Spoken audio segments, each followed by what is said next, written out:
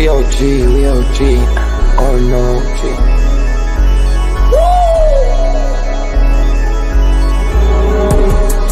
You're not bullish enough. Yeah. Oh no, you're not bullish enough. You ain't got the oh no. I get stoned by the bolo. Bitcoin set to overload. Yeah. Experts on reload. Yeah. You're not bullish enough. Yeah. Oh no, you're not bullish enough. You ain't got the oh no. I get stoned by the bolo. Bitcoin set to overload. Experts on reload. Mempool getting hot. Everybody wanna rock. Ayy. Runes is coming. Everybody on a knot. Ayy. It's a nuisance. Ordinal Revolution. Ayy. Ordinal Revolution. Yo, it's my guy for real, bro. Run stuff. Got friends right now. Yo, BRC 420, bro. Yeah. Yo, that shit on fire, bro. Imagine if he in here. Yeah, like it in the seal. Murder. I got balls of steel. Nukies on the field. Yeah, this shit for real. With no calls, I get so far. Got 100 phone calls that I go hard, and they gon' love me. Smoke weed, huddle back. I get shiesty. Where my Bitcoin looking lovely. All this Satoshi's nothing above me.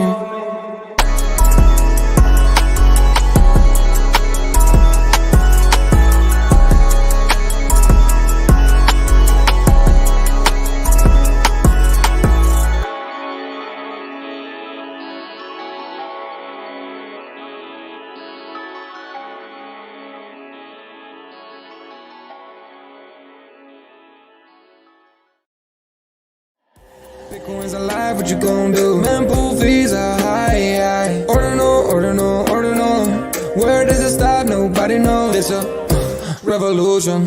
Ayy, Bitcoin is the one, no substitution. Ayy, with Shizzy and Yagobi, it's Ordinal Revolution. Welcome back to Ordinal Revolution. My name is Shizzy. On this channel, we cover the entire Bitcoin Ordinal ecosystem. What's up, guys? We have an amazing show for you guys today. We're live for another Ordinal hour, and it's going to be a big one. And first thing I want to say, it's just so funny. You see the BRC 20 crybabies, right? They're all out right now, and they're all saying the runes are dead, and it's. But if they would just rewind 1 year, and they would have seen Ordi going from $25 in June down to $2 in August and September. It's the same exact thing. And it's just so funny that they're all just blind to their own bags, and they're so worried about their BRC 20s that they need to come out and try to shake runes even more. And it's just hilarious. It's just hilarious. Meanwhile, they're down, 70% themselves. It's just, but they're in a more mature market because they've been around for a year.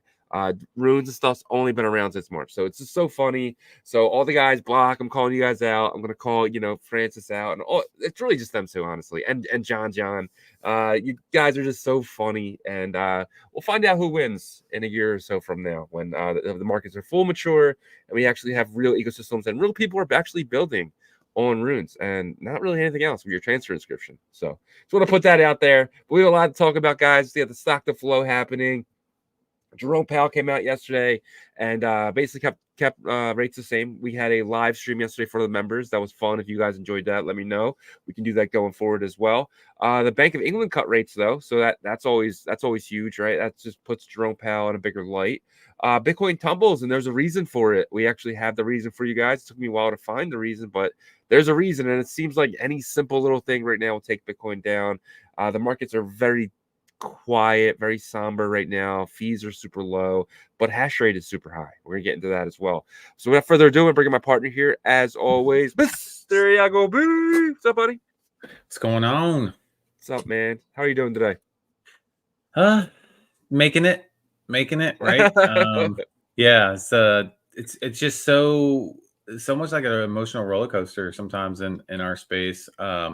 Just last week we were all kind of celebrating at the conference, and this week seems to be somber in terms of Bitcoin's price. I think there was people that expected after the FOMC yesterday that there would be some sort of jump up. It did the opposite. So yeah, we are here. We are going to see how far this pullback takes us. But we do have some indicators that are showing that there could be some light ahead, right? So it's not all dark. I'll tell you what, man. Next year, I'm selling in May and I'm going away. I'm not Probably a doing good idea. anything. I'm just gonna sell everything in May and then buy everything back in August, because that seems to be what happened the last 2 years. If you sold in May last year and bought back in August, you were very happy. If you sold in May of this year and bought back probably this month, you're probably gonna be very happy. Some of these prices are unseen before, right? On a lot of stuff. So I don't know, man. The sell in May and go away again really worked out for someone who just wants to skip the summers.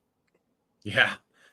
It like I said before, there's ever since like DeFi summer, everybody wants that magic back, right? And it just hasn't hit the same, And so I think we got to accept that like that could have been like an anomaly, a once in a lifetime situation, because it was COVID. Everybody was staying at home, forced to use their stimmy checks on something, and it seemed like a lot of people were using it on crypto as well. But yeah, so. Well, I kind of want to get through the summer and get to the fall, because that tends to be when things get a bit more electric. Yeah, man. So a little housekeeping real quick. Tomorrow, Yagobi will not be joining us. I'm going to have J25 live with J25. It should be fun. And then from I want to say the 11th to the 15th, I'm going to be down the shore. But I'm going to be checking in back and forth. There's going to be 2 days where I'm going to be missing, but I'm going to be here for the most part. So the month of August is going to be a little bit out of the ordinary, but it should be pretty fine. But September, we're going to be back, and we're going to make sure we give you guys everything in complete form. So we'll see, with a little bit of the trip in September as well. But we'll talk about that when September comes. But let's jump into the stock to flow yesterday. We got a new dot on that chart. We'll bring up the chart right here. So we talked about it yesterday that we were going to get it, and we got it exactly where it was supposed to be. It's a little higher. And so you see we got one red dot. There's a second one in there, and then the third one. And we've never gotten two negative red dots in a row. You'll see this is the closest one. We have one up, one down. One down, one up, one down. So we should get another red dot. This one closer to potentially 100K for the next month. Yeah, I mean, it's complete speculation. We just got this one right. But the first three dots seem to definitely be more clustered in the past cycles. That fourth dot seems to be a little bit of the separator. So we shall see if that's the case. We do have one negative month in the red dots, right, out of the three. And I believe you mentioned that out of the past 3 cycles there that you can see, there's always only been there's been no more than one negative red dot, right? So we kind of already hit that last month. Again, history rhymes. It's not exactly like the what happened before, but maybe we can get it to rhyme again during the red dot phase and see a little bit more uptrend consistent. Yep, I agree. But I'm thinking we're going to see something very similar to this one and this one. I actually think it's going to be closer to this one, honestly. I think we're going to get something. We're going to pop above it. Obviously, potentially hitting that 700K and then coming back down. But we'll see. Only time will tell. But the stock to flow is doing its thing right now. So we'll see. Yeah. Well, I mean, so we ended June at like 62, and I think we ended July at 64. So it was a little bit of a bump up. But again, there's some things like the hash rates, and I'm not sure if you have that on the banner, but like yeah, I got it. That is okay. Yeah, so we'll talk about that in a little bit. So there's some indicators letting us know, hey, it's not all doom and gloom just yet. Yeah. Well, you know what? I didn't add to the banner, but I do have it right here. So we'll just show it now. So hash rate is at an all-time high. Price. Hash rate, you can see we are above price for the first time in a long time here. Oh, I'm sorry. Yeah, this is hash rate, right? This one? Yeah, that's the hash rate one. Yep.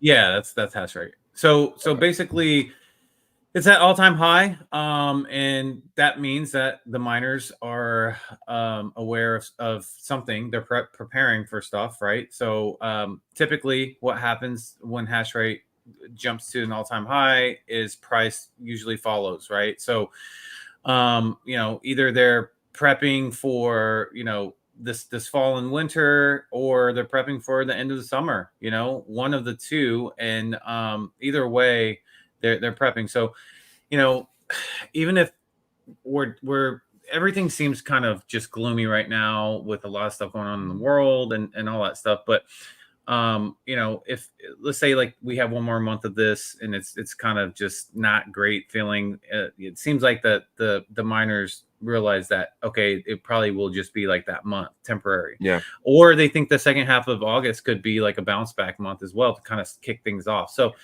in our space with Bitcoin specifically, it can move very fast in a week. I mean, we just saw it, right? Like we saw Bitcoin was at 69,000 when we were in Nashville, and it's at 63,800 right now.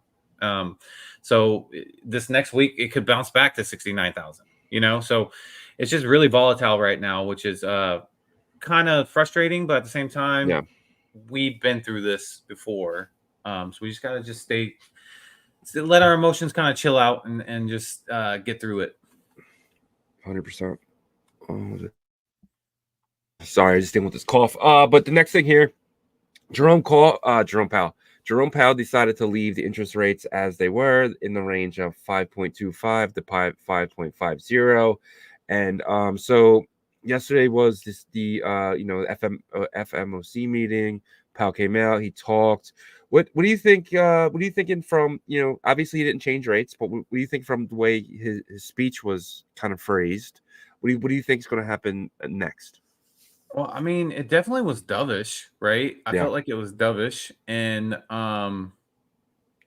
because of that, I expected it to be like a positive kind of environment, right, for Bitcoin and in the crypto ecosystem. But like you mentioned that there's tensions in the Middle East, and I guess that's part of it. Probably the confidence of Trump maybe possibly not winning, also going on top of that. So there's just a lot of kind of just not so positive news headlines right now. But yeah, so in terms of FOMC, I mean, it really seems like they're ready to pull the trigger on cutting rates, but they just want further data, as they always say, which is kind of annoying. But I literally feel like he just puts his previous FOMC meeting speech on, just duplicates it, changes it up a couple words.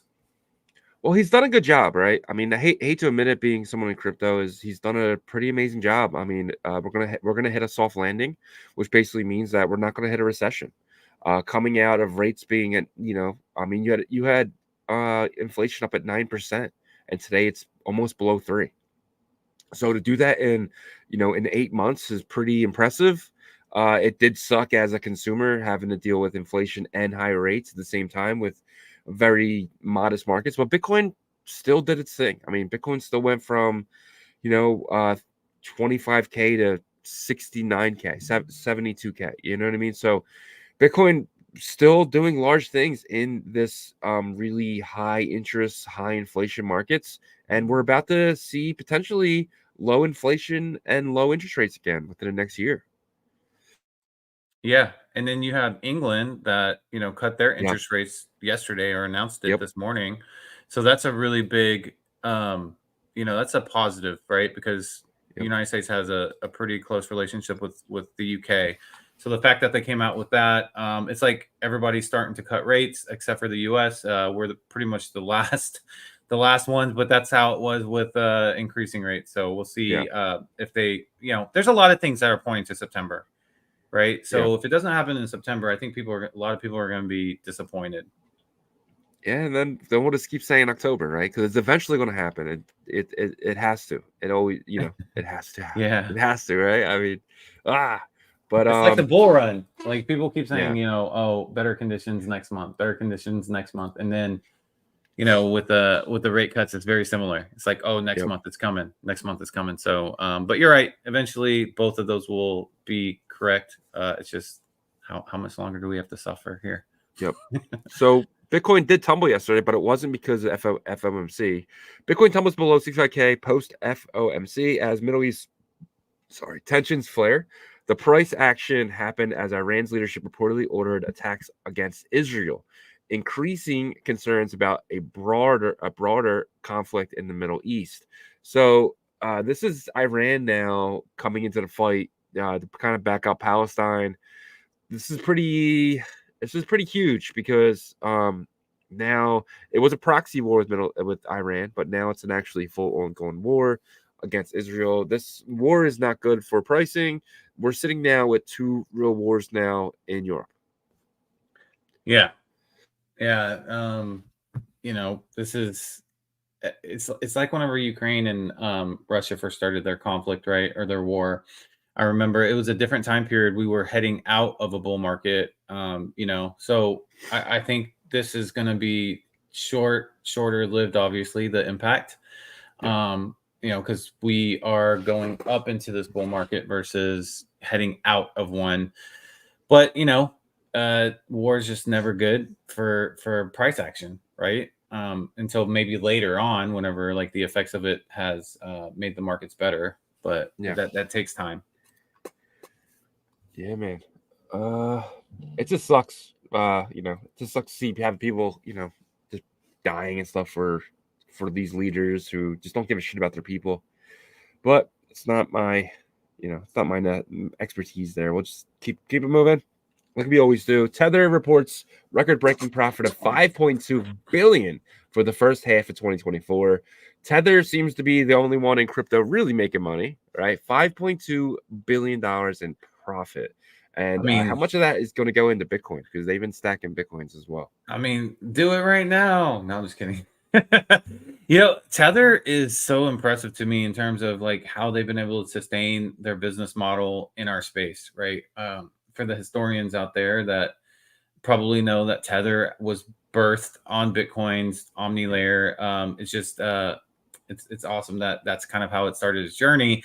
And there's still a close relationship with Tether and Bitcoin. They hold a ton of Bitcoin reserves. They're getting involved into the mining industry as well. I think they're going to be a huge corporation eventually. And possibly somehow, whether it's through crypto becoming mainstream investment type of industry or going public or whatever, but there's going to be a lot of people that want their hands into what they're doing. And there's been multiple attempts to take Tether down too, by the way. Yeah. And they've gotten through all of them. Yep. Tether is the number one company in all of crypto, and they will be. There's no stopping them at this point. USDC is a competitor, but they're nowhere near Tether. They're not. Yeah. So yeah. I mean, and they've gone through everything in terms of like the audits of their collateral to SBF trying to sabotage them with a $10 billion claim of or like trying to claim $10 billion from Tether, and they were able to do it within the snap of a finger. So they're definitely a giant, a large giant in our space, for sure. Moving along here, President Donald Trump begins selling limited edition Bitcoin sneakers. So these actually was pretty insane. But Donald Trump is like, he's doing everything in his power to make sure he wins this, trying to get as much money up as possible. Now he's selling Bitcoin sneakers. What was your first thought about this? I don't know, man. Like, would you get a pair? We're cool looking, but I don't. Yeah, I don't know. I'm not buying any right now. They were cool looking. I mean, it's just kind of that's something that he does, right? He kind of just takes advantage of a market, and he drops like collections all the time, and so one thing about him is he's been doing stuff in the crypto space, or his team at least. Right. So this is just another thing to have like tangible sneakers. We've had some people on our show that do sneakers, like we had the real fakes or whatever, the Pepe flyers. Yeah. Right. So I think that in the future, we'll see more and more of that, like sneakers and apparel. We do the T-shirts and stuff like that. So this is pretty cool. It could be a good collector's item. Right. For sure. I agree. All right. So we got the Bitcoin Fear and Greed. I'm going to make you guess again. So last week we were at a 68. Yesterday we're at a 61. Where are we today? I'm going to give you a hint. It is definitely down, and it's down a lot, probably more than you think it is. 51. Close, dude. So close. 52. But Yeah. pretty awesome. Good guess. 68 last week, 61 yesterday, 52 today because of the potential war with Iran and Israel.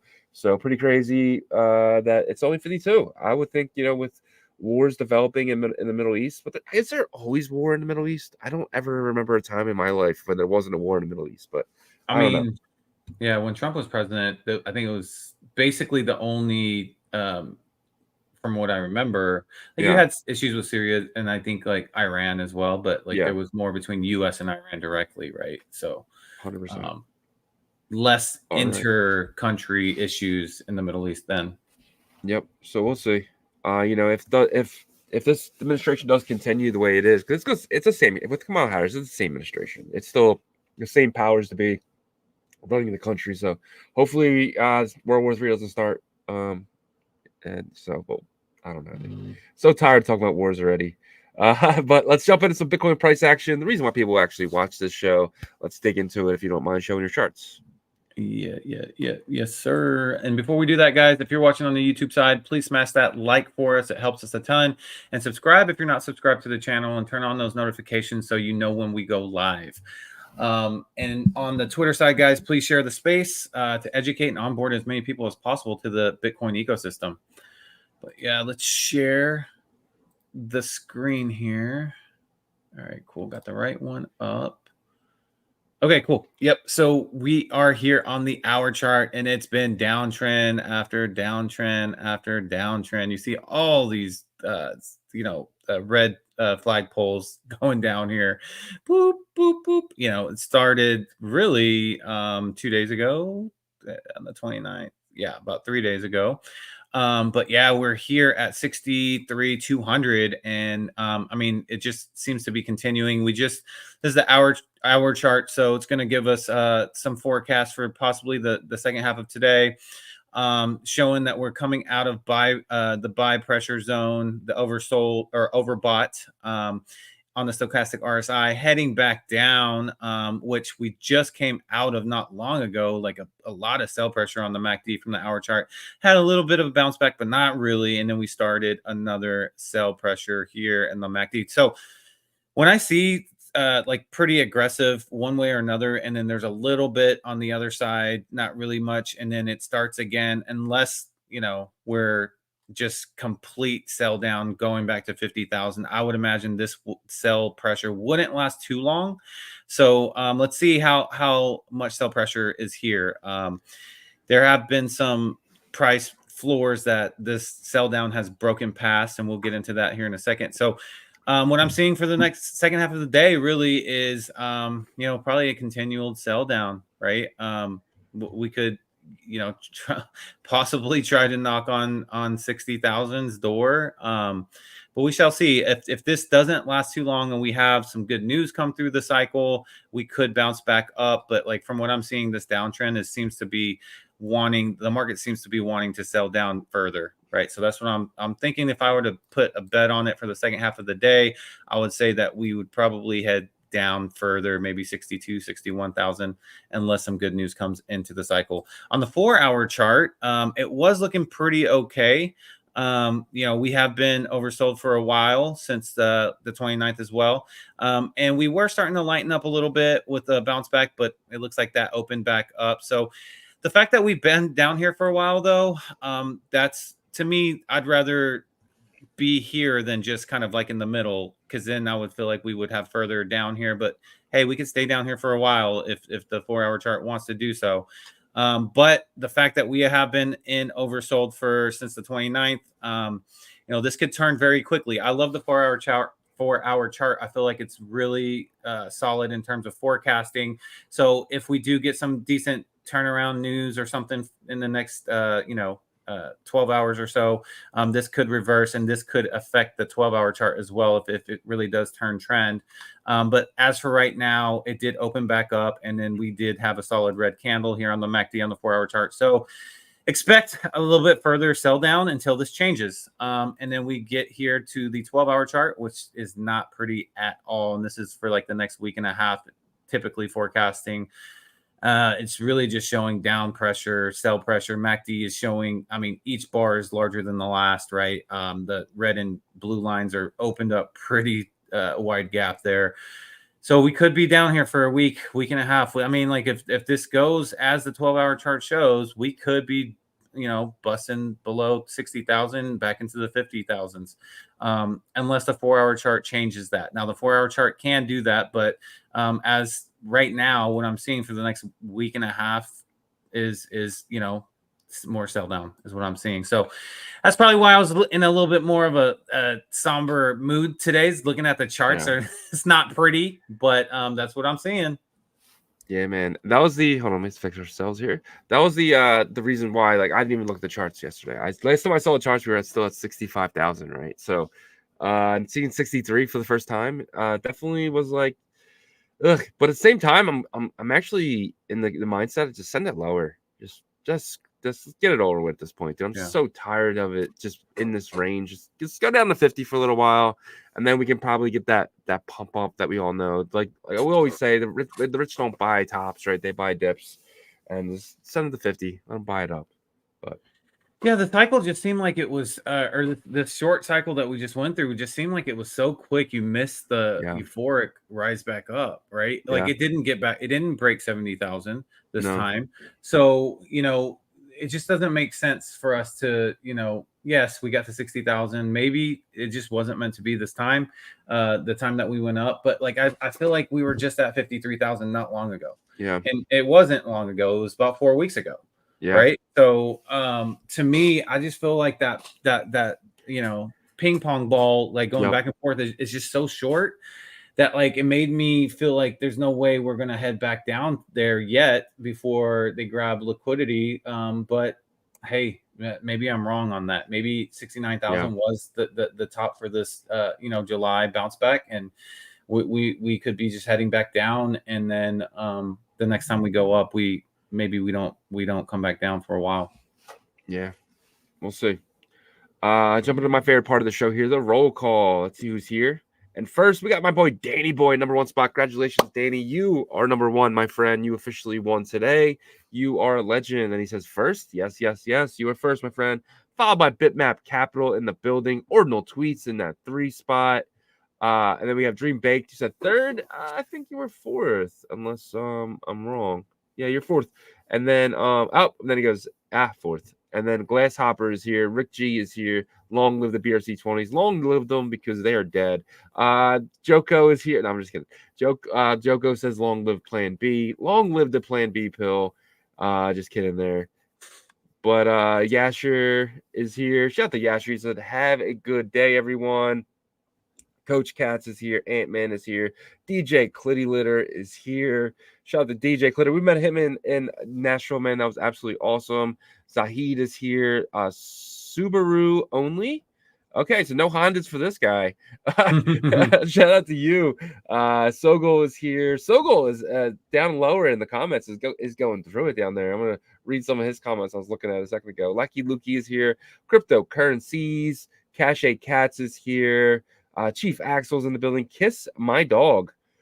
All right. He says, guys, can you interview Art of Satoshi from Radiant? I haven't really seen that project. Crypto Cats is here. Crypto Mona is in the building. Shout out to you. Claudia U is here. He says, Runes, 20% from yesterday. Shizzy, another 30%. And we can get things to hold. What does he mean by this? 20%. It says Runes 20% from yesterday. See another, I guess, down 20% from yesterday, and then another 30% down. We can get things to hold, like kind of find like a floor for the. Gotcha. That makes sense. Yeah, possibly. Kai Effect is here. Crypto Noob is here. Cheaty is here. Says, what's up, guys? Kai Effect. It looks like one massive bull flag. It really does. It does look like. Oh yeah, I wanted to show this. This bull flag kind of looks like this McDonald's here. Did you see this from Damon? It's a bull flag for sure, but it's also the McDonald's sign. So I think McDonald's is they're messing with us right now. They have so much money, they're just making sure that everyone knows about McDonald's on the charts here. But moving along. No Limit Dude is here. Sogol is here. Mr. Sheedy. Pelpa is here. Let's see. I Walk Alone, GM Fam. Steamy J is in the building. Shout out to Steamy J. Hope to see. We got a lot of people that coming back that we haven't seen in a while. It's pretty cool. Mauricio is here. Shout out to Mauricio Leo. Mauricio. Mike's World is back. Let's go, Mike's World. Haven't seen you in a few days, my friend. Chaos Snow. What's up, Chaos Snow? Coast Crypto Rasta. Oh, the Rastas are here.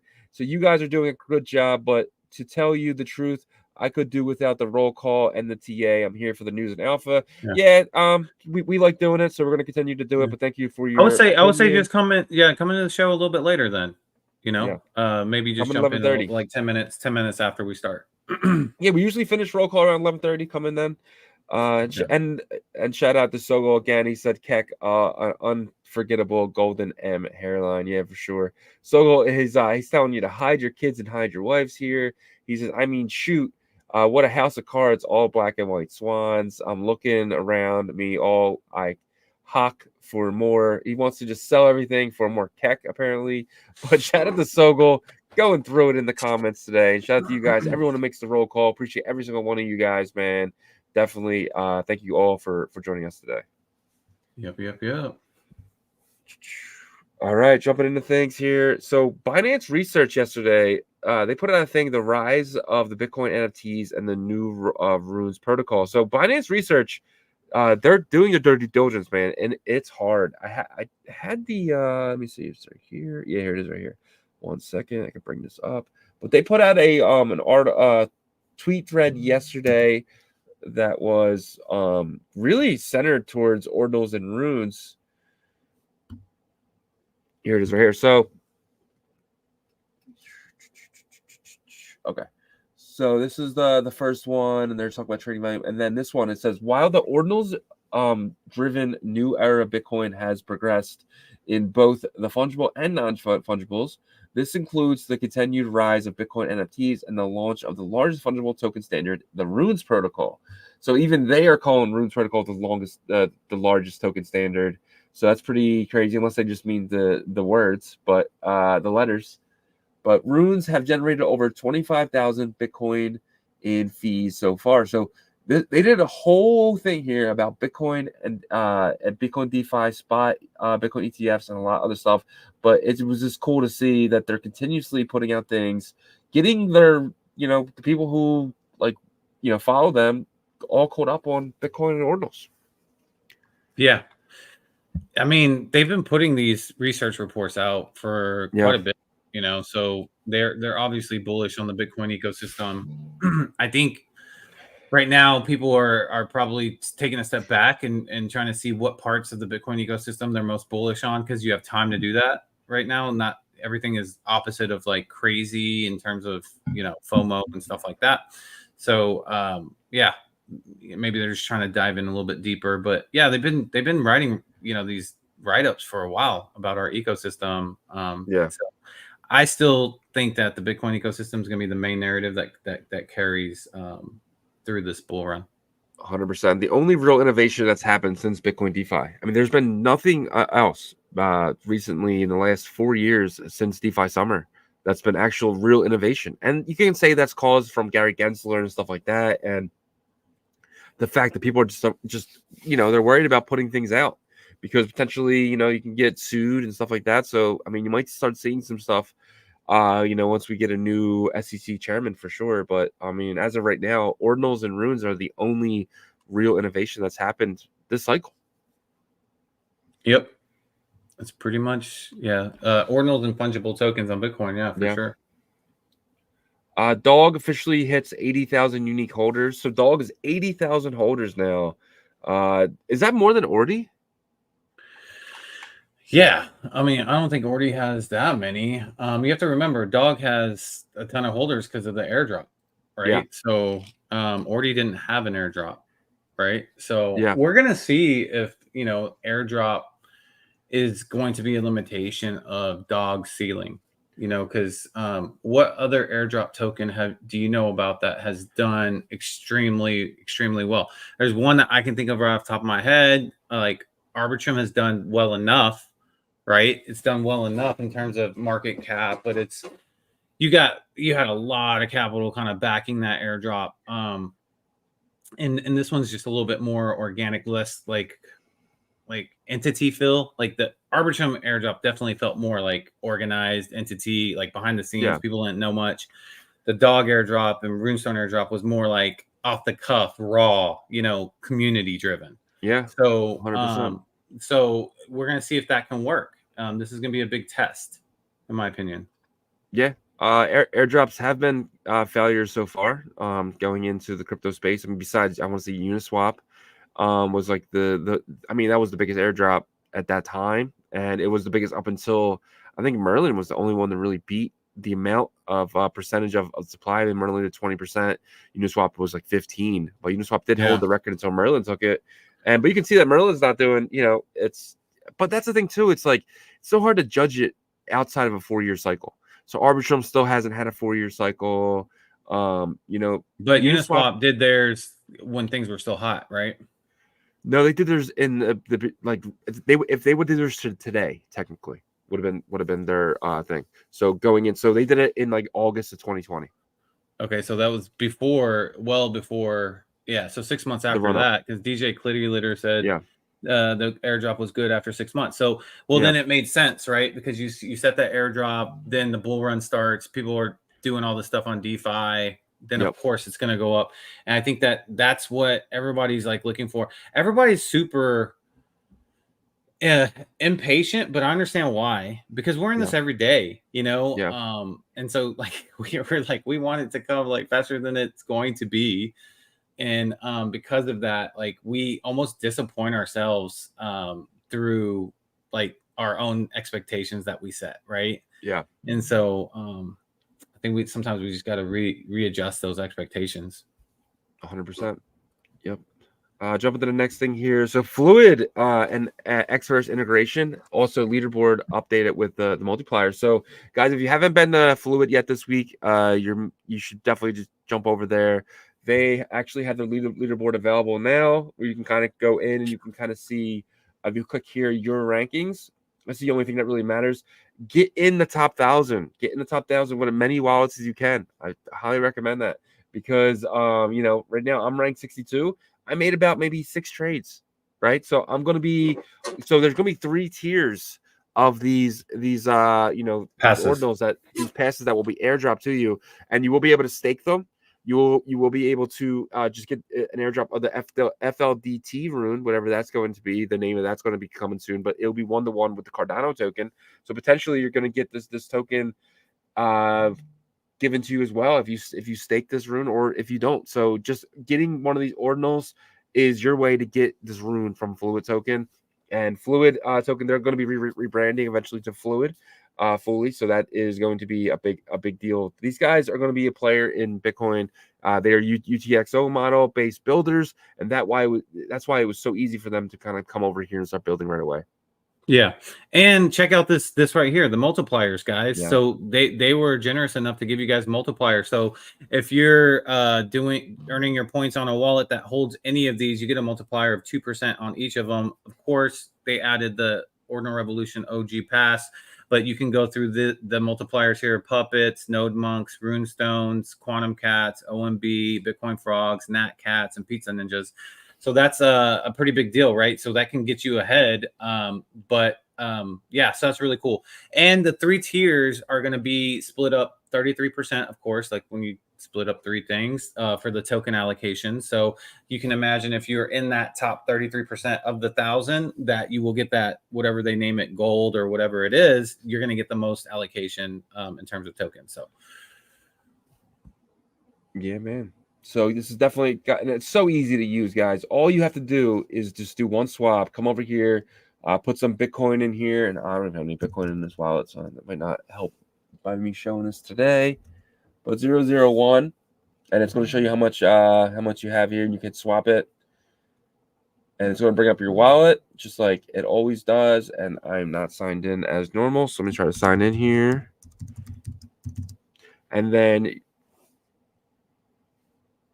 Going to come up here. It's going to say how much dog I'm going to be getting for this. All right, so I'm giving $11 in Bitcoin to get 2,000 dog. I'm going to confirm it, and I'm gonna get a confirmation. Boom. And I just that easy. I earned one of these passes from Fluid that's gonna eventually get me tokens. So guys, it's all you have to do is one swap right now. There's 700 spots left. Just do one swap. Just do one swap. One swap. All right.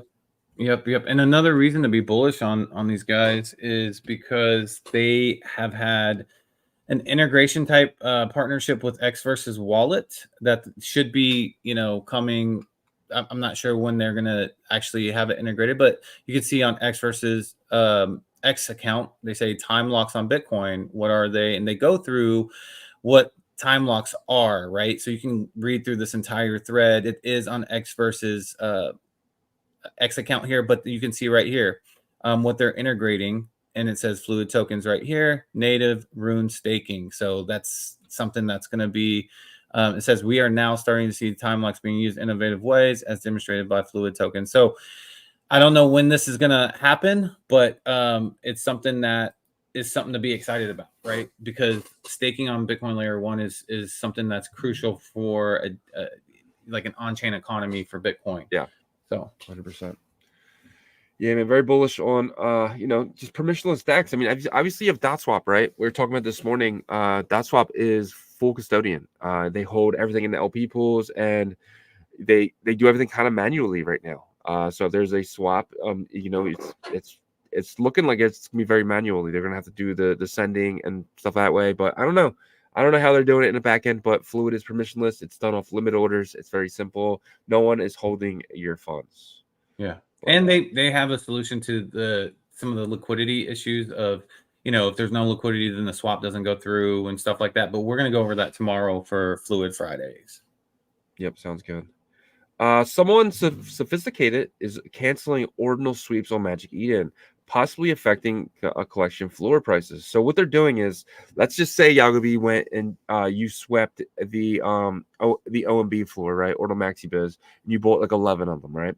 I could then just go to using one of these tools, just change the fee one time on just one of the ones you swept, and that cancels the entire thing. Isn't that pretty crazy? Yeah. So people are, every sweep is being compromised right now, and it's really causing a mess because people sweep and they go away, they come back, and potentially the ones they wanted aren't even eligible there anymore because someone knew that someone wanted them. It's getting really bad to the point of it's happening very, very often. So Magic Eden obviously needs to figure out a mechanism to prevent this, right? Yeah. I'm not sure if they can even do it. There has to be a way. Yeah. Because if there's not, this is going to cause a lot of problems, right? Because sweeping is one of the few tools we have to kind of help with positive price action, right? And so, definitely this is something that needs to be resolved. Yep. And it's only costing the person $20. So the person is just it's just replaced by fee, just one of the 11 that you swept, just one of them. All he's doing is replaced by fee. This that one of them. It's costing him $20 to do it. But is he getting the sweep though himself? He's just getting the one. But it breaks it up. Got it. It breaks up the entire sweep, and they're doing it, and then they're immediately listing the one that they got. Gotcha. But yeah, so somebody is being, I don't know.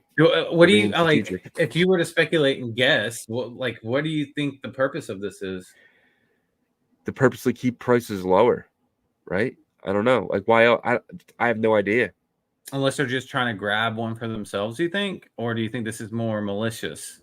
I think it's happening too often to feel like it's just a one, and it's just happening too often. Yeah. Sogol says probably a bot. Right? Yeah, that's what I was thinking too. Someone set up a bot for that. Yeah. Which is interesting, right? It's like somebody that's sophisticated that is trying to suppress our space a bit, maybe. You know what I mean? But I think that news would come out, and then this would be something that like Magic Eden's devs would already know. It'd be on their radar, right? Because there's like patterns of activity, and they have teams that should be able to present this to the whoever's in charge and try to come up with a plan to resolve things. So Also, I'm not hearing a ton of it on the timeline, and I feel like there I would be am. a lot more No, outrage. Charlie Spears is talking about it. There's a bunch of people that are talking about it. Really, Charlie I haven't seen Spears too did a much about it. 15-minute show on it yesterday about it on his podcast. Feedback? What's up? What was his feedback on it? He was saying this is really bad. This is really bad for the ordinal space, and there's really no way to fix it because it's a Bitcoin thing. unless we have like some sort of smart contract capability or something like that. I mean, which is not possible in Bitcoin. Yeah. So it's like Rush Opcat. I don't know. Tap came out yesterday and said that they with ICP something possibly. I don't know. I'm so tired of hearing about Tap and like I'm just ready for show us something at this point, right? So I'm gonna start putting tweets like that. Hey guys, I discovered something amazing I just did on Bitcoin. Find out next year, right? Like I don't know. It's just I'm ready for something from Tap, man. That stuff. They shouldn't even be putting stuff out like that. It's not hyping anything up. It's really just causing people just to be like, oh wow, Tap put out another tweet about nothing again. Yeah. No, I feel it. All right, jumping over here. Unicross Global Phantom service fee is getting an upgrade tomorrow with the RuFi Rune Financial trading pair taking the lead tomorrow. There's 50 billion Rune Financial rewards up for grabs. So this is some news by Unicross. They're upgrading the fee for Phantom. Did you see anything about this? No, but remember they were doing like a campaign, I believe, to where the fee would be the first time you pay it, and then after that it would be free for a while, right? But the one that you paid would go towards the Rooney liquidity. Remember that? Or sorry, the RuFi liquidity. So maybe they're just going back to regular fee structure is a possibility, but yeah, I don't know exactly what they mean by this. That would be my speculation. There is rewards up for the grab for sure on that. So check out. We'll get Mr. J potentially back on Monday from another Monday to kind of dig deeper into that. But speaking of DotSwap earlier, Elsa joins the DotSwap party. So DotSwap has added another pool. Obviously, they have the most pools right now. Is DotSwap still giving you an error? Still giving me an error for some reason. I haven't tried it. Let me see. Yep, I'm still getting an error with them as well. So that's interesting. That means that DotSwap has been down for a while. Yeah. Yep. But you can use it on Xrest still, I'm guessing, right? Maybe that's what they did. Yeah. They just made that the default and didn't want to deal with their regular site. But that seems like you would at least have some regular information on the site, I would imagine. Yeah, man. Let's jump into some updates because we kind of run down the news. Isn't really much news going on right now, so we'll jump into some updates. I'll jump over to the runes if you want to do the BRC20s. Yeah, sure.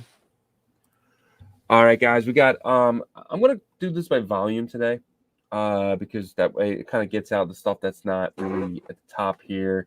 So we have Dog Go to the Moon down another 11% today, sitting at around 0.0029 or $286 million market cap. $1 billion cat down 14% today at a $14 million market cap. RSIC down 2% today, sitting at a $51 million market cap. RSIC seems to have bottomed here. It hasn't really dropped in the last week or so, only like 1 or 2% each day, while Dog and $1 billion cat down, double digits every day so far. NUSD sitting at exactly 95 cents. So this is, potentially make 5 cents on each one you grab. Pups World Peace down 14% on the day at a $28 million market cap. Then we got some ones that are up. We do have some Nikola Tesla up 25% on the day. Epic up 10% on the day. Then you have Seiko Hamster up 44% on the day.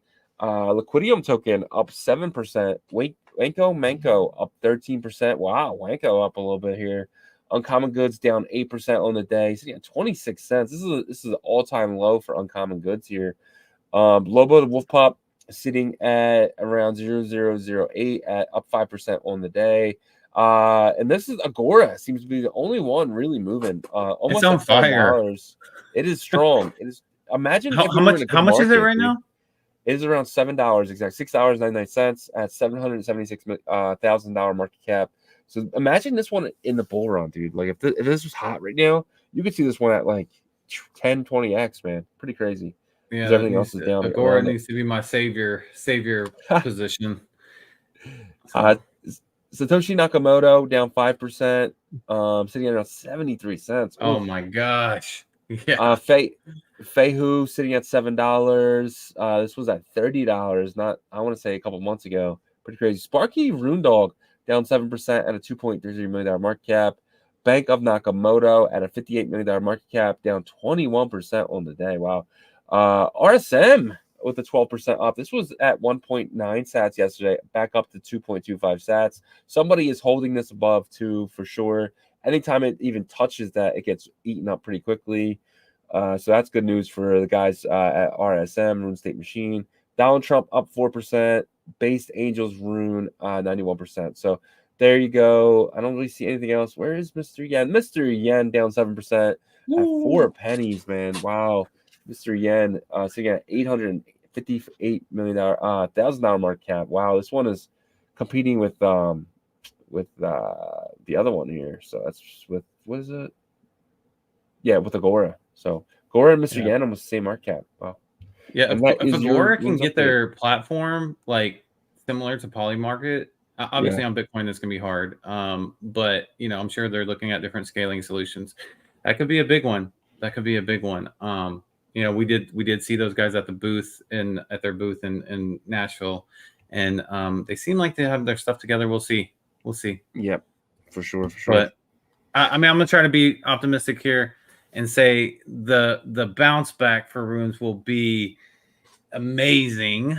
If coming back from here, right? If they do what everybody thinks they will do, and I think that that could be like a euphoric moment to see, and well, let's just kind of look forward to that, right? All right, I'm gonna show real quick. Go ahead. Comment from John. He goes, Shizzy's giving me bottom seat. He looks exhausted. I'm just sick as shit today, bro. I got sick on the plane from Nashville, and it's not in the mood for your games, John. No, I'm just playing. I agree with that, though. I feel no. I mean, I'm saying in general, like the mood is like in the space is somber, and very much. Typically when that happens, like I don't know if I've ever had a more somber mood in like since we've been in the space, and I know that like it's I know where we're headed, but it still sucks, right? And so to me, I think John has a point there. It could definitely be like bottom signals, right? That like even the most optimistic people, a lot of people, say that I'm like overly optimistic a lot of times. So we'll see. Yeah, man. All right. Okay, so the BRC20 update. If we could switch that banner, sir. Yep. All right. Let me start here at the top. So on the 7-day data here, we got Pi at the top here doing $1.7 million in volume. This is definitely like a East like the East insider alpha, I guess, with Pi. You're looking at a $59.23 million market cap. Pizza coming in at number 2 has dropped quite a bit. It's at $3.58 at $76.39 million marketplace or market cap. And this one was holding pretty strong until I would say like the last week and a half. And then it really dipped below $4 and hasn't really bounced back since then. You have Core coming in at number 3, sitting at a $20.66 million market cap, down 9%. And then Sola at $52.87 million market cap, down 8.8%. RSK, $22.65 million market cap, down 12.64%. PILN at $8.16 million market cap, down 2.11%. You got Wizard at $48.74 million market cap, up 2.28%. And you got Sats at $568 million market cap, down 13% though. You got, let's see, LIGO at number 9, $5.91 million market cap, up 2.42%, and Rats at $113 million market cap, up 5.32%. So I'm gonna put this out there. You know, yes, it's a more mature market, but when you look at the market caps, like it's substantially bigger right now. Yeah. Substantially. I mean, if you look at Sats at $568 million market cap and it's number 2, and then you look at the number 1 in runes, now it's matured a lot more. So it's going to be very, very interesting to see how this whole battle between fungible token standards plays out. I am seeing more and more people that were bashing BRC20s now on the timeline saying, well, there's going to be enough liquidity for both. Yeah. You know, when a couple months ago they were saying BRC20s are done, they're dead, they're gone, this is over, this is the new standard, runes is the king. And so I'm seeing a little bit of, okay, what, let's just, now there's a big enough playground for everybody. So it's very, very interesting to see kind of perspectives change a bit. And I've always been in that boat, right, since the start, that the playground. I'm not seeing that. I'm not seeing what you're saying from the timeline at all. I'm seeing it a lot on like comments of like Block and it's Francis, just Block and Francis. That's it. And no, the comments underneath it is what I'm saying. Okay. Because or I'll see someone from like the art community say, you know, runes ruined everything for ordinals or something like that, right? Which I think that the emotions are taking over both sides of this, right?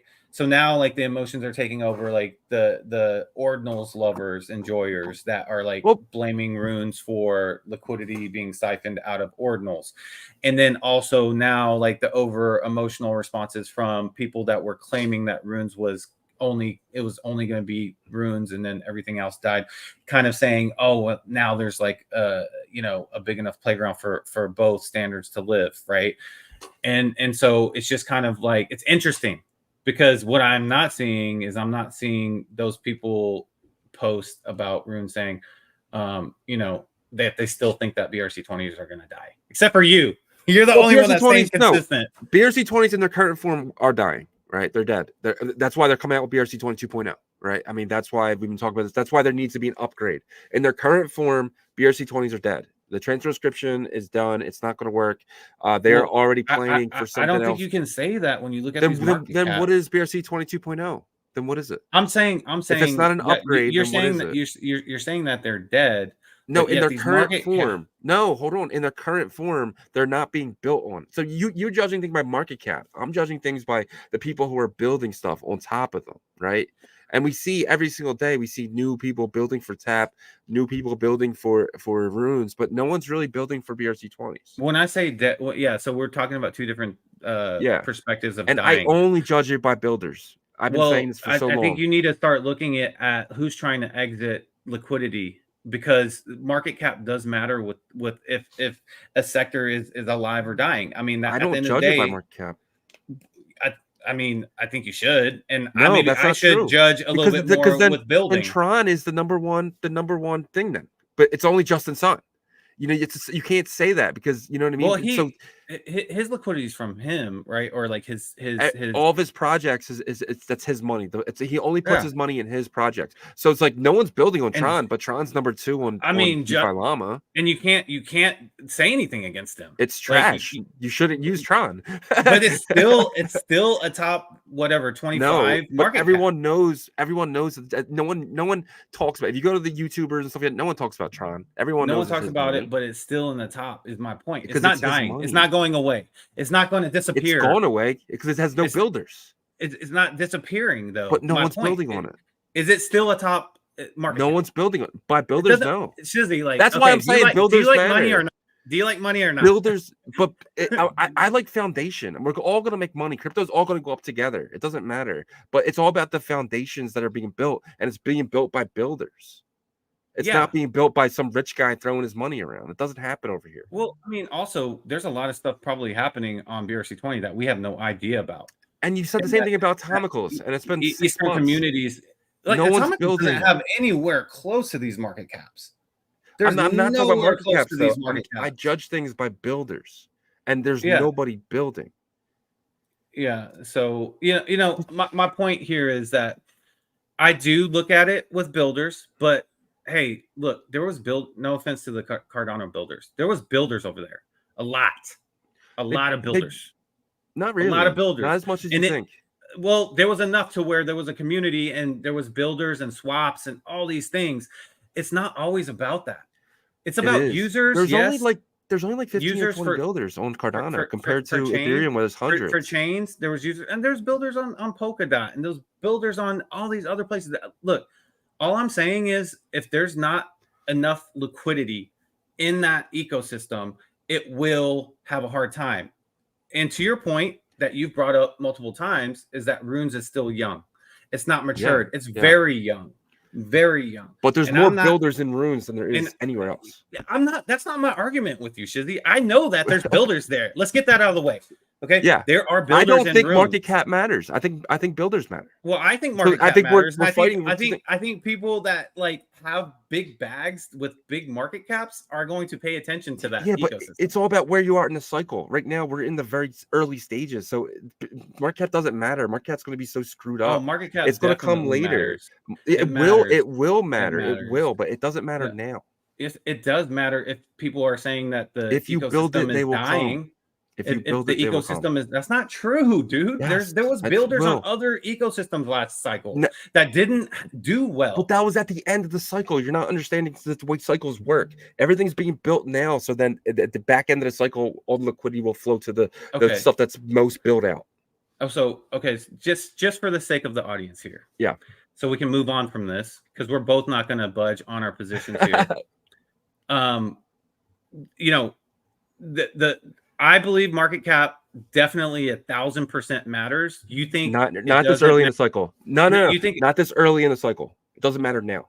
Well, it's not that early for BRC20s. It's been around. BRC20s, but the cycle hasn't started yet. We're in the first year. We're not even in the next year yet. Yeah, like you know what I mean. Like we are in August of 202020. We're building. If BRC20s were if BRC20s were going to die, like you think, then their market in their current form. In their current they would be. Form, you're not I know, but they would be. That's why they're 2.0 in their current form. The market caps would be depleted in their current form. You and I both agree. True. You and I both agree that builders in an ecosystem matter, right? I just think that market cap matters more for longevity, and you don't. And that's it. We got to move on from it. Okay. No, I just think that in the middle, like the market caps won't. So I guarantee you, Runes will have a giant. It will completely outplay BRC20s at the end of the cycle. I almost guarantee it. So market cap now. I think Claudius has a great point here. He says what matters is always dynamically. Sometimes people look at market cap, other times at community, and other times at liquidity. And I think liquidity and market cap go hand in hand, by the way. But I do agree with this statement. So I think what he's saying is, look, it's not just one of these points that you both are arguing towards. It's a dynamic collective of these multiple things, which in my opinion is true, right? Like if you do have a collective, it's like you check off the boxes of what makes successful ecosystem. So real quick though, you're judging a city that's already has a year of building ahead of it, right? And I already said that also. I know, but it's already having. I know. I'm just saying that, but and then I'm looking at Runes and seeing thousands of builders, but they haven't built anything yet. They're still all building. But there's way more builders in this city. Yes, this city's only 3 months old, but you can see so many more people that are building. What I see is it's going to keep building and building and building. It's going to outbuild BRC20s. Is my only point. So market cap doesn't matter now. It just matters what the market cap's going to be in a year from now. And market cap for Runes, I mean, obviously, it matters what the market cap's going to be. Obviously, it matters what the market cap's going to be on the rise up in the bull market. Yeah, of course. Yeah, that's what I'm saying. Right now, it doesn't matter. But market caps don't matter. I think you're so stuck into this like Runes versus BRC20 that you're thinking that I'm saying BRC20s are going to beat them. I'm not saying that. I'm saying that BRC20s. So what's the point of the conversation? That they're not dying. They're not in the current form. They are, because even Layer 1 Foundation said 2.0. What does that tell you? That means they're dead. They need if they were if they were dying in their current form, then the liquidity would be the market caps would be lowering. I think it's all one person's money. I think it's all Unisat. Okay. I think well, Unisat's holding up the BRC20 market. So We if know you- that I mean, they have all the sats. So if you can prove that, then prove it. All I'm saying Just, is that it's there, and if you compare the top like 20 market caps to the top 20 runes market caps, it's gonna be nasty as hell. And then we'll move on from that. all right. All right. Let's get into some of these comments. You got a lot of comments. hey, we just turned the show from low energy into high energy, at least, right? You know, something needed to change. All right, guys. Thanks for hanging out with us. 252 people on a depressing day is not bad, guys. We appreciate each and every one of y'all. We planned that. All that was acting just now. No. Yeah. All right, let's go through some of these comments and questions, guys. There's a lot of comments because I think there was a lot of feedback. Let's actually work from the bottom up here. Yeah, sure says, yeah, that was fun. I enjoyed it. Sharon, what is it right here? Sharon Bryson says, Shizzy, they're not dying. LOL. BRC20s are dead. Tell Rain Chain I said it. Who's Rain Chain? Sorry. Blockchain. Racing Blockchain. Gotcha. He already knows. He's just got too many bags. Yep. Claudio says, agree. You got me in the debate. Yagobi wins. Sorry, Shizzy. I don't know if there was a winner that came out of that except for Ordinal Revolution. Because our numbers definitely jumped up. I thought you guys were annoyed from us, to be honest. Okay, so Claudio says in 2 years, we will have all kinds of meta protocols on BTC. So runes and ordinals and others from now will just be a version 1 form of the asset. That is a crazy thought too, though. I mean, because of the evolution. He's not saying that runes is going to be gone. He's going to say what he's saying is like when we look back from possibly a year from now that it's going to look completely different, which I've always kind of thought. I don't think so. I think ordinals and runes will still be number 1 and number 2. Which one's going to be number 1, 2, and then you'll have everything else. But I think ordinals and runes because come from Casey. I think that's he's going to be always looked at as the creator of the first running protocols on Bitcoin. Yeah.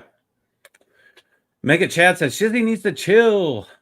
I like Hollywood Meta though. Hollywood Meta is a legend. Hollywood Meta says I'm with Shizzy on this one, and that never happens. Let's see. Sogol says, "Oh, yep, 2.0. Most BRC20 is pizza." Yeah, that's the only good BRC20 right now, in my opinion. It's pizza. Well, market cap is totally different, right? Because Ordi's what? How much is the market cap? Is Ordi below $1 billion right now? Let's see. It's at $40. I think $39. A jump? No, it didn't jump up. So market cap is, well, it's just telling me in Bitcoin. So 767. So it is below $1 billion. Yeah. 767 million. Cycle Trading says one thing I noticed about BRC20 is all the names are taken. Yeah, for the 4 tickers for sure, and the 5 tickers eventually, if it does blow up, then they'll probably run into issues as well. Let's see.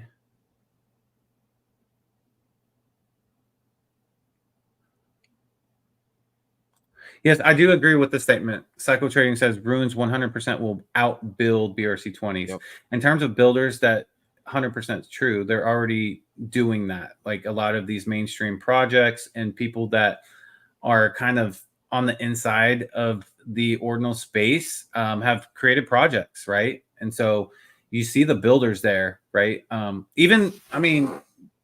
of our partners have runes tokens. So that's not the argument that I was giving. My argument is more kind of like a Tron argument in terms of liquidity and maybe like one entity that has their kind of hand selected group of builders that's going to be working with them. I mean, it's going to be interesting, with the fractal thing coming out in September and Binance being a backer of theirs. What does it look like? Is it all smoke and mirrors, or is there something that's really substantive that's going to be coming out of that? So right? So I'm bullish on Fractal, right? I'm bullish on Fractal. I'm bullish, but it's an L2. It's not an L1, right? I'm bullish. I think BRC20s will all go into Fractal Bitcoin. I think that'll be the BRC20 chain. I think in their current form they're dead, but on Fractal they can really do really well and succeed. I do feel like Unisat is the Justin Sun of what's happening here in Ordinals. I think Unisat is the ones that are holding up all these values, and I think it's just Unisat's money. No one else is building on BRC20s besides L1 Foundation and Unisat. And if there is, please contact me. I would love to talk to you because I do not see anyone building anything for them besides those two foundations. Yeah, and one thing about Unisat is, and I think you would agree with me on this, is that we both have said it. Like, we both have given Unisat its props and its flowers for being that first marketplace in the space for fungible tokens that really built something up, right, in terms of momentum. But one thing that I will say about them that I think that, and this is not attacking any person personally or anything like that, is just more of the way they do things, is they like to keep things very, very, very close to the chest. I mean, we were at a brunch in Nashville, and Shizzy and I both were excited about that brunch to go because we wanted to learn more about the actual protocol. But it was more of a mixer. It was more of a networking type of situation. And that was a bit unfortunate. We could have probably, taken more advantage of it and try to get people kind of siphoned off and one-on-one stuff. But it didn't seem like that type of event, right? Yeah, it was very, it was, the food was good. The bacon was awesome. It was some of the best bacon that I had. But besides that, I don't know. I don't know any other reason why I was there. It was just like, it was so loud. You couldn't really talk to people. Everyone was, Spencer had like 9 people around them. So it wasn't even possible for us to really get a conversation with him. But we should reach out to Spencer now. We have the connection. Maybe get him on the show. Yeah. Yep. All right. Mega Chat says, imagine you created a protocol that you didn't take seriously and then it blows up and then you didn't have any of the tokens on that protocol. That's what happened to Domo. Interesting. So you're saying Domo had no tokens? No Ordi, I guess. I don't know. He was at that. I like high effects thing there. He says, all right, my bad. Click it. Whatever Shizzy and Yagobi hash out will make the law, right? All right, so that sounds good. Damn Skippy. Just kidding. All right.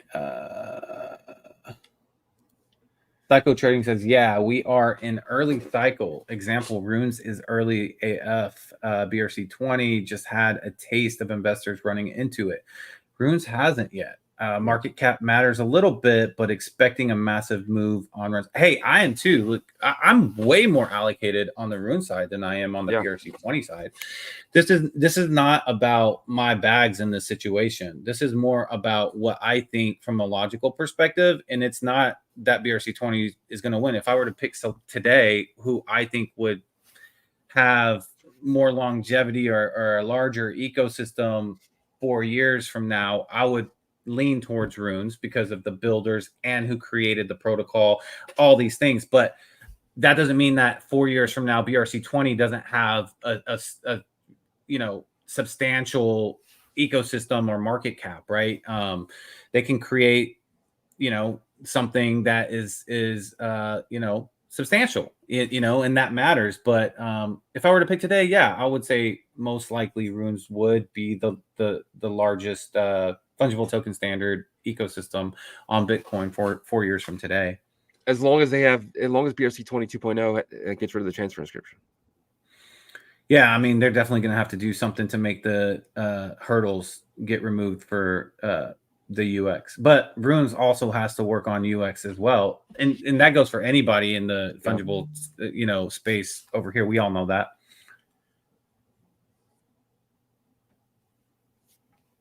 Oh, this is a good one. Sogol said Charles of ADA was just loudest cheerleader and duped well-intentioned devs that need a jump ship, in my opinion. Yeah. Look, I mean, it's a UTXO chain that has smart contracts, right? We know that some of the developers are coming over here as they see that Bitcoin's ecosystem and on-chain economy is growing rapidly. So, yeah, I agree with the statement, actually. And that's not to offend any Cardano community members or builders, because, we respect a lot of the builders and community members as well. So.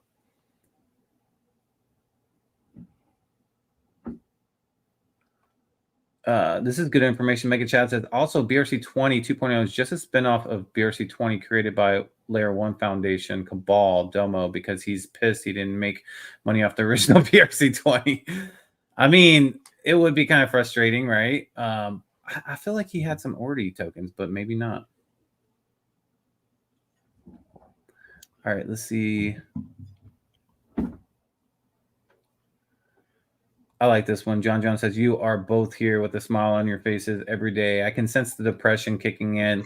It is what the market does. Yeah, I mean, it is what it is. We've been through these moments, but we've gotten through them with you guys too. So we know what is on the other side of this, right? So definitely feels like last September. I wonder if we were arguing last September. We should go back and watch some videos. I'm sure we were. Yasser had a question. He goes, from your from a user perspective, which protocol airdropped the most to the users? It's obviously just one token. It was, it was Dog, right? So Dog was and the biggest airdrop ever, and then Arsic followed with another huge airdrop. So easily, Pizza did come in at the end there with a $2 million airdrop, so that was pretty big as well. But easily, Runes did the biggest airdrops. Not even close. Well, I mean, it was kind of like there was this, the prunes, the pre-runes is kind of what jump started all that, right? Yeah, pre-runes were the worst thing to happen to runes. If prunes didn't happen, runes would have probably did a lot better than they did.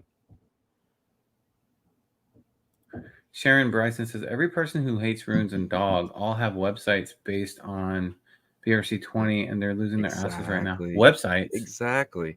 They all have like fake businesses on BRC20s and stuff. You know what I mean? Basically. They were all I won't say websites, but they all like Block and stuff. Like I think she meant bags. I don't think she meant websites. I think they're all just, they all just have giant bags of BRC20s. It's the only people, there's only 3 people, and John's one of them that I've seen talk about BRC20s. If it wasn't for Block, Francis, and I don't even see Domo talking about BRC. So I'm gonna make a statement, and I don't want to go down this hole too deep, but I just want to make a statement here. And I mean, I'll let you respond, but like, I don't want to go off on a tangent argument or anything here. But so we do talk about Track, which is a BRC20. Yes. Right. And we talk about the TAP ecosystem. Yeah. Which, I mean, you're not gonna like this, what I say, but it's the same shit as BRC20 in terms of transfer inscriptions. So as of right now, I'm hearing that Promises fixes transfer inscriptions. Well, I'm hearing that Fractal, and all these Fractal was a layer 2. Well, that we don't know what TAP. We don't know what TAP is gonna. We don't. That's the problem. We don't know anything about TAP. So I'm just. That's what I'm saying. But we still talk a lot about it. There's builders you're bullish TAP. On it. I'm bullish for the builders. Again, I don't give a shit about anything besides builders. Like every argument that I have. Whoa, a second. You can't. Every argument. I just brought up transfer inscription. I just brought up transfer inscription. But that's the thing, though. It's like transfer inscription can be solved, and that's what I'm hearing for those guys, right? Well, I don't know if it's true. You can't. But I do see the builders. You can't. Okay, so. I do see the builders, right? Okay, builder aside, transfer inscription is the same argument as BRC20 right now. If it's not fixed, it's going to be a problem. But right now, waiting for that. I'm waiting for it. I mean, that's the thing with one thing with Track is I'm waiting for because Fractal, they're all saying they're building the side chain, right? So and no one's building for BRC20s. You can't find me 4 builders that are building for BRC20s. I bet you can't. I mean, I can't. I looked. And besides Unisat and L1 Foundation, who's the same group of people who basically hold all the BRC20s anyway, I think it's all their money.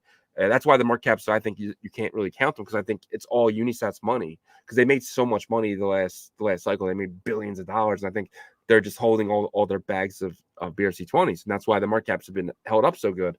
And I think that the TAP stuff is like they're being so close-lipped that you just don't know what's happening. So you have to give them the benefit of the doubt until you see the product, and that's when I'll be able to judge the product. I wouldn't. But they're building on L1. Give them the benefit of the doubt because then you got to give the benefit of the doubt the other way too, right? So.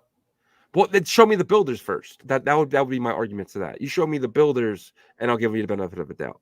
But the fact that you see the builders, you see Ghosty Cash, you see Launch Punks and Foxy, and and Traverse and so on and so on. You know what I mean? And you see like Scree Labs is involved. Like you see that the money's there and that.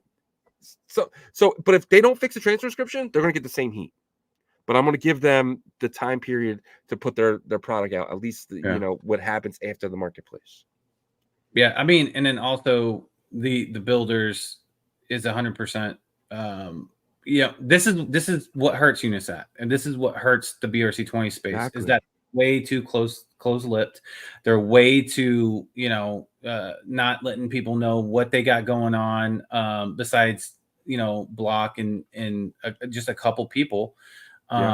You know, and so because of that, like it hurts them in the end, right? And another thing I'll say too, with Fractal coming out, you can use runes on there. You can bridge runes on there, you know. So I think like I hate the fact how close they keep things to the chest, and maybe I'd be able to argue a little bit more for them if they opened up a bit more, but that's up to them. That's how they want to do things. So we'll see. And honestly, I'm starting to understand a little bit more on Benny's point of how they have been like so kind of like Schmeagles with his ring, you know, like keeping it, you know, all the information to themselves and stuff. So they're starting to kind of live out to what their reputation has been in terms of saying, oh, this is how we're going to keep how we do it close to the chest and not let anybody else really learn what we're doing.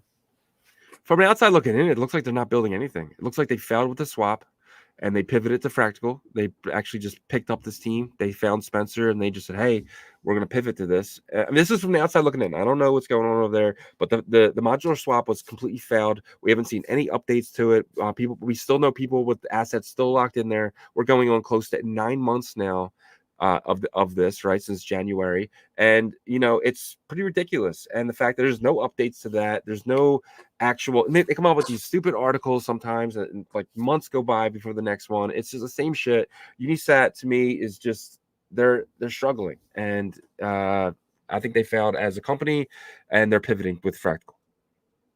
Yeah. Yeah, well, Worlds. Because they did finish their funding rounds, which if that's the case, then there's going to be a lot of upset investors. Right? And I think that's why they pivoted to Fractal and Uniworlds, right? Because Binance, they invested in Fractal and they can just say, hey guys, like we're going to put all your money that you guys did, we're just going to pivot it to Fractal. You guys will get the FB token. And then Francis is coming out saying like, yeah, FB token's going to make millionaires. No, it's going to come out at like a $50 billion valuation because of how much money has gone into this thing, right? So the only people going to make money on this are the early investors. He could be one of them. That's probably why he could be pushing this so hard. I don't know. No, but like, I'm just saying, from my point of view, no one's going to make money on the FB token. Yeah, I know for a fact he's not though. He's not one of the I don't think he is either. I'm just saying, but like that's the only people who are going to make money. Yeah, I mean, I agree with that. Like, they definitely have their rounds for the FB token. But I don't agree that's the only people that would make money. I think that like if people got in right when they launched or whenever it like the initial sell-off happens, and then the bull market takes it wherever the bull market takes it, right? So, but if it comes out at like a $6 billion market cap or $3 billion market cap, that's you're going to make. And that's where it's going to have to come out because everyone's looking at it, right? And the people are going to be willing to pay whatever they want to pay for it. So it's going to come out. Most it's going to happen is a 5 to 10x max. But you're going to see other things do 15, 20, 30, 40x. But there's going to be coins like Hoo. There's going to be coins like Voya. There's going to be coins like that will make you money on Fractal. I'm not saying that. I think there's lots and lots of gains. Fractal. Oh, so similar to those coins you're saying. You're gonna have the Fractal, the main coins over there. Voya, the Fractal, like those type of coins will do really, really well. Getting in them super early could make you make millionaires for sure. But the FB token, no, it's not gonna make you. It's maybe 5 extra money. Yeah, and for the people that are really, really anti VCs and stuff, guys, like. We heard a lot of inside information while we were in Nashville. They're getting wrecked like us retailers. Yeah. And so I'm not trying to laugh at them. But it's wild because even the VCs were so hyped up about like our ecosystem too early. You know what I'm saying? Like we were hyped up too early. We were blessed enough to get in before the VCs, and so we've had our run ups, right? We've had our big profits that we've taken last winter, early this year, and then but the VCs kind of started coming in, I would say maybe early this year. And then they got into projects and put millions of dollars in the projects, and they're not seeing a return right now. Well, right now is not the time for them to see a return. You know, for VCs to see a return, we're talking this winter, maybe early next year. You know, but there are a lot of VCs that are not happy right now. But again, I kind of chuckle a bit and say, aren't these VCs like experienced? They've been in these cycle. They were in this last cycle and made a ton of money in this last cycle. Obviously, a lot of them lost a lot of money on the back end. But it's just the timing, and the timing gets thrown off in our heads so much when you're in the space every day, dude, because you're like, oh, it's coming now. But you match it up with the calendar of the last cycle when things popped off. It's 2025. Still early. Yeah, we still have guys. We still have months to go before we really get into the thick of things. That's why we look at the stock to flow chart every month, right? Because we got to see where we're going, but we're getting closer, right? So patience is key. I mean, you got to remember too, like we're in the belly of the beast being in crypto, right? So you can't expect the government and like everyone on the outside with money to kind of just hand you their money, right? You have to fight for it, and by being patient and outweighing them.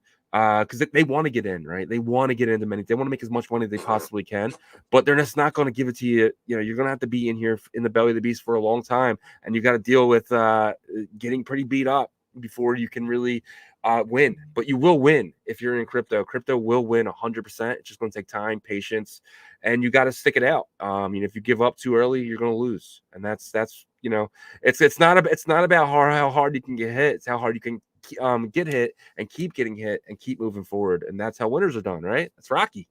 But the man's from Philadelphia.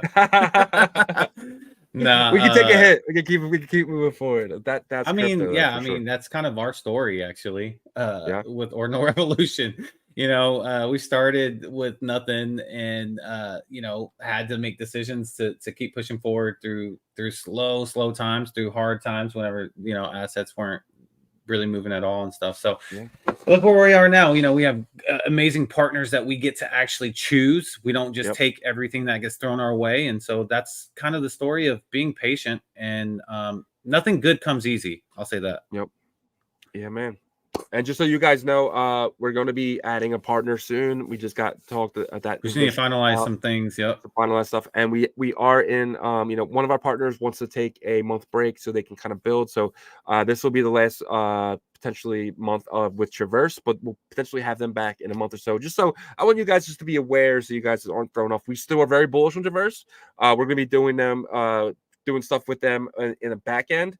But you're going to see them kind of removed from the partners list up top. But we're still going to be doing things with them. So I don't want anyone getting worried about stuff. We'll still be very bullish on Traverse, but they're going to be coming down, and we're going to be putting up someone new up there that we've talked to that's we're really very bullish on too. And they're going to be sponsoring one of our segments. So look out for some changes in the Ordinal Revolution, and look out for some other changes. But we're definitely, other partners, Ordinal Hive, Fluid Tokens, Everything Dex, we're going to keep them moving. They're going to be with us for a lot longer. So. Yeah, and we're always very clear.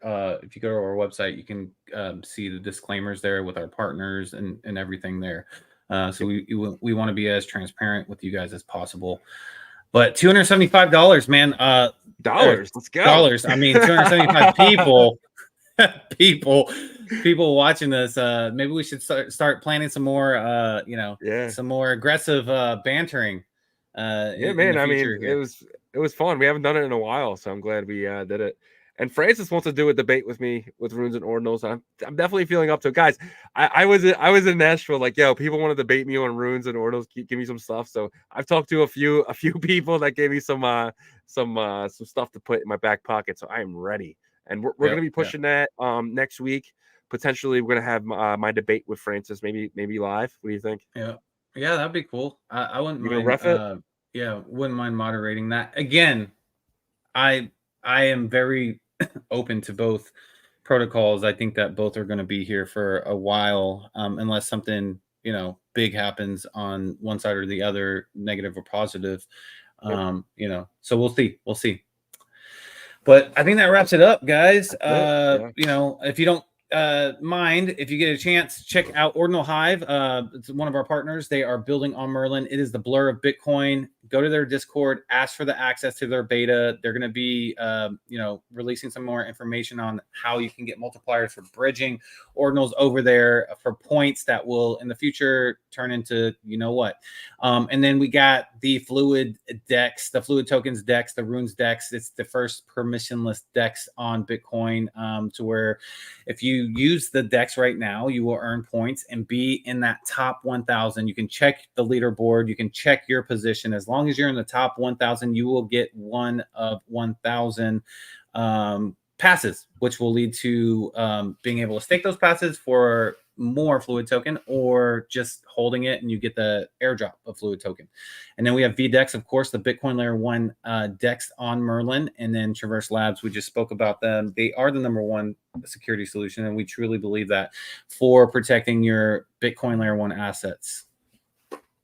Yup. And guys, check out ordinalrevolution.com. We have some of the best articles on here. If you know someone new, just getting into space, send them our website. We can really help them go from 0 to 100. So send them our website. And we also have a store. If you're looking for any type of ordinals clothing, we have it. And there is some, if there's something that you guys want us to add to the store, just let us know and we will add that for you. And guys, we are live Monday to Friday, 11 a.m. Eastern, 10 a.m. Central, 8 a.m. Pacific, 4 p.m. UTC. So check us out all week, guys. We are live. We do this for you. We don't care what the market's green, red, blue, or whatever. We're going to be here doing this for you guys every single weekday. So join us. And that is our show. Yagobi won't be back tomorrow, but we'll be back Monday. Monday, we have a couple interviews lined up after the live as well. So we're going to have a lot of big alpha interviews. Big alpha interviews we secured at Nashville, but we're going to be dropping them for you guys next week. It should be fun, and look out for that. And we'll see. I'll see you tomorrow. Yagobi, see you Monday. Yep. Peace.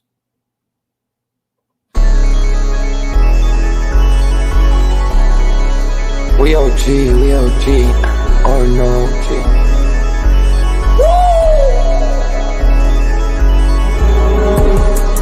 You're not bullish enough, yeah. Oh no, you're not bullish enough. You ain't got the or no. I get stoned by the bolo. Bitcoin set to Olo, yeah. Experts on reload, yeah. You're not bullish enough, yeah. Oh no, you're not bullish enough. You ain't got the or no. I get stoned by the bolo. Bitcoin set to Olo. Experts on reload. Man, pool getting hot. Everybody wanna rock, ayy. Runes is coming, everybody on a knot, ayy. It's a nuisance, Ordinal Revolution, ayy. Ordinal Revolution. Yo, it's my guy for real, bro.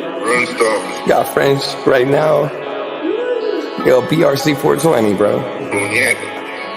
Yo, that shit on fire, bro. Imagine if he in here. Yeah, like it in the steel. Murder. I got balls of steel. Nookies on the field. Yeah, this shit for real.